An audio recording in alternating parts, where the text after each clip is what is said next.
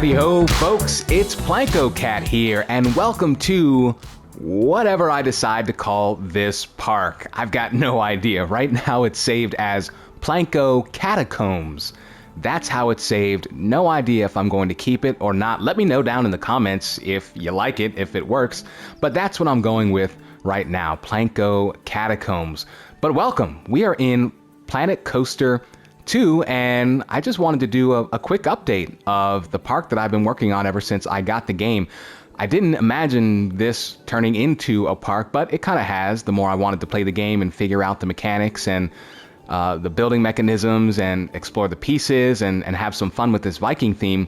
But it's kind of turned into a bit of a park. No idea how big it's going to get, but I figure, let's try something new. And instead of waiting a year for me to finish a park, because that's about how long it takes, I figure, you know what, why not? Let's just do some quick updates every now and then, not in any kind of regular intervals, but every once in a while. Every time I complete something new or fun or exciting, I'll drop a video and you can enjoy at your leisure. So let's start over here with my very first building in Planet Coaster 2. The very first one. I just hopped into the game and I really enjoyed the Viking theme, so I was like, all right, let me build a staff building and a mechanics hut and throw some walls up and a roof on it, and we'll call it done, just so I can see how the building mechanics work in the game. And they were all right. Once I figured out how to bury that annoying blue grid, I just took a piece and buried it underground, and that got rid of that shading, which made it really hard to see if each piece fit together the way I wanted it to. So if you haven't figured that out, there's a little tip, a little trick for you to get rid of that annoying blue shading. Just bury a piece down below, and then you can work the way that you want to, the way that we're used to in Planet Coaster 1. But yeah, this is the very first building. Maybe I'll save this as a blueprint, just kind of a nostalgic piece that I can put somewhere in all of the parks that I create. That's just an idea. But yeah, I started over in this area, put a couple of generators in, put some power distributors in. I wanted to play with power just to see if that would force me to make a park even more realistic, and I gotta say it has. I had to create an entire staff area, some backstage, which I did in Planet Coaster 1, but this kind of brought it a little bit more to life. So that's where I started, and then played around with making a parking lot. It's not much of a parking lot, no lines or anything like that, just a couple of coach buses. Of course, I could always extend it over this way to this side of the park, which I might do depending on how serious I want to take this park, or if this is just going to be a starter park and stay with that. But I got to tell you, the more and more that I play this park and the more that I play this game, I'm really enjoying this park. I'm loving this entrance. Let's head over here and take a look at it. So the last thing that I did was this retaining wall over here. I did that just before I started making this video, and it was fun to make. It was easy, a lot of pieces, but I use the old trick. You just make one piece and then copy it, rotate it, place it down, wash, rinse, and repeat. And yeah, I'm loving this pond over here. This has turned out really well. I'll add a water feature. I think there are a couple of water lilies I saw that I want to add, a couple of more rocks, some foliage, to bring that area to life. But yeah, it really filled the space quite well. I was looking for something. I didn't want to put another building down, and I wanted something to reflect this entrance, which I'm really loving. And I gotta say, let me zoom in on this bollard here real quick. I love the depth effect on here, the depth of field in this game. It makes it so, I don't know, it makes every shot, if you're working close up with something, it just makes it pop a little bit more. And it's great for pictures too, because you blur the background a bit, and I don't know, it looks great. Some people don't like it. I like to keep it on. And I still get surprised with how beautiful and gorgeous it makes the game look.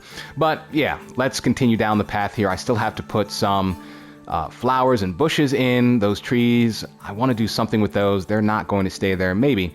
I don't know, but I still need to beautify that area. Of course, I need bins and benches and lights. I need a lot of stuff.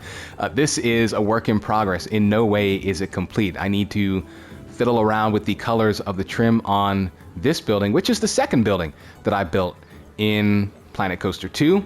Little ticket office here, right? Wanted to get that done, wanted to build that, and of course the entrance gate over here. And I was playing around with the letters. That's why Plancocat is on there. I was just so excited to have letters and fonts in the game finally that we could place on our buildings and resize and spell whatever we want. No longer are we confined to making our own letters out of art shapes. There are legitimate purpose-built letters in the game, and I could not wait to play around with those. So I just slapped a Plancocat on there, and it hasn't moved. It hasn't moved. It might not. I might keep it. But yeah, these buildings here are probably the second and third buildings. So the building with the Plancocat on it, this entrance gate has grown from, I think it was just 3 gates at the beginning, and then I added another 3, and it really has just started to expand to the point where you've got on this side another progression in my building in the game. So you remember the first building, the simple staff hut that I built, and it's kind of evolved the more I play and learn the game. I've got about 45 to 50 hours. It was a long weekend. It was great. I was playing constantly.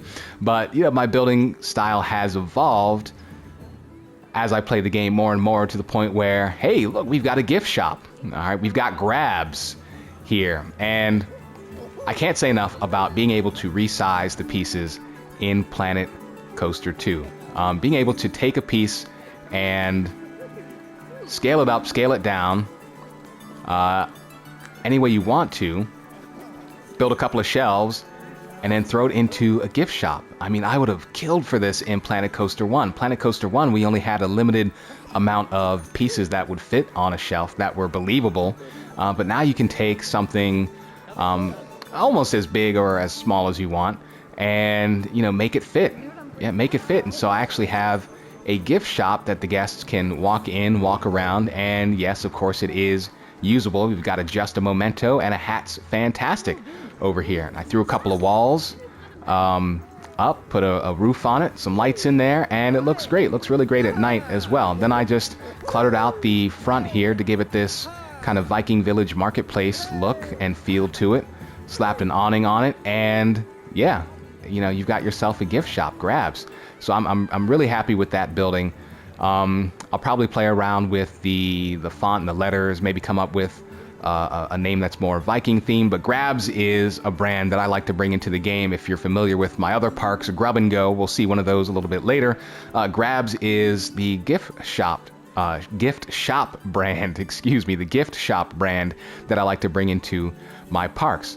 But let's take a look at this building here off to the right. This is a bathroom. It's a massive building, but I love it. I wanted something imposing here compared to the other side, right? You just have this tiny, Plancocat ticket office, but I wanted something bigger. I wanted something imposing over here on this side. And like I said, it's just a bathroom, but it is a massive building. I wish that we had restaurants in Planet Coaster 2. A restaurant here would have been great. This would have been a great building for a restaurant, something a little bit larger, something that I could build a deck off of over the pond, which I still might put a fake deck off of this building. I'm not sure yet. I'm not sure if that would work or not. Let me know in the comments, hey, suggestions, things you like, anything that you want to say, let me know down in the comments. But yeah, this side of the plaza is the newest side, and I wanted something that really drew the guests into the park. Hence, you have the windmill, you have another tower here, you've got the smoke coming out of the chimneys, and how great does that look? Right? How great does the smoke look and the effects look in this game? Not to mention the foliage. I love the aspen here, the bright orange. It really just makes this park feel like, I can't explain it. It makes it feel very, very Viking-esque. It's fall, it's a little chilly, and even the clouds here, right? It's not very sunny. You've got this overcast kind of gray, and it works, right? It works in this park. But enough about the entrance. I think I've said everything that I want to say over here. Let me just do a quick pan around. Make sure I've got everything. That Viking statue, I don't know if that's going to stay or not. And of course, I need to dress up the way the guests enter the park as well. But let's hop on in. You could see here Zealot Pato. That's just a placeholder because I'm trying to figure out if I want to put something above these lanes or not, or if I just want to keep the welcome sign. I don't even know if I want to keep the welcome sign. That was supposed to be for the park name, but we'll see how that turns out. But once we come into the park, we're met with the best flat ride in the game. I do this in all of my parks. As soon as you walk in, I mean, it's a showstopper. You have to have it front and center. And so I knew that that was the very first ride that I want to put in my park. But we'll go over and visit that in a bit because I want to show you a few things off to the left. There's the Grub and Go. There is the Grub and Go. And yeah, I'm loving this building. You need a restaurant right here in the front. And of course, I still need to do some work on this building. I want to put down, I think I saw a piece that allows you to, it's kind of like a stone foundation that I want to put around the base of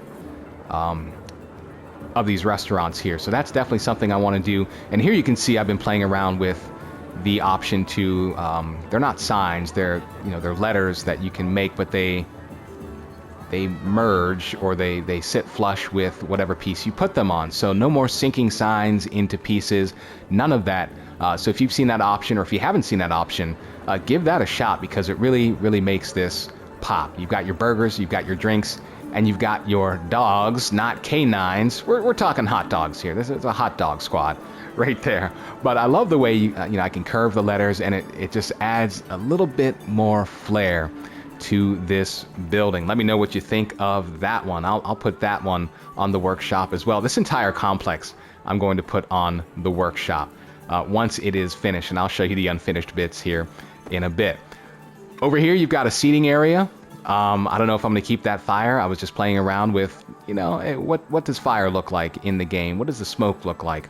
And I had them in, but I took them out. I might put them back. I had a couple of mist machines because I wanted this area to feel a little bit more woodsy, a little bit more mysterious.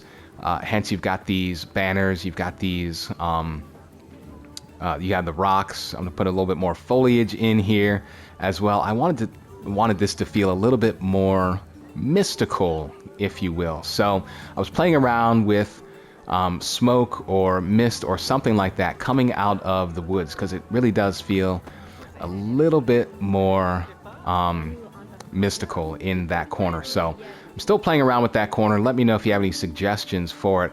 Would love to hear it. But if we turn around this way, we've got our flat ride here. We've got the chair swing. Doesn't have a name. I'm enjoying the color scheme. I'm really starting to develop a good palette with this park in terms of pieces, colors, foliage, and things that I want to really create a cohesive experience.